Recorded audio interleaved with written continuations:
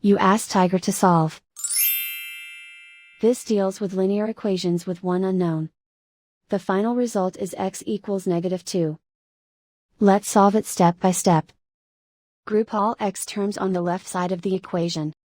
Subtract 3x from both sides. Group like terms. Simplify the arithmetic. Group like terms. Simplify the arithmetic. Group all constants on the right side of the equation. Add 10 to both sides. Simplify the arithmetic.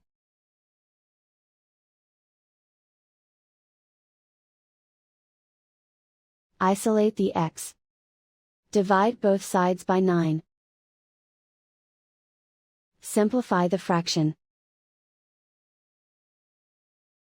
Find the greatest common factor of the numerator and denominator. Factor out and cancel the greatest common factor. And so the final result is x equals -2.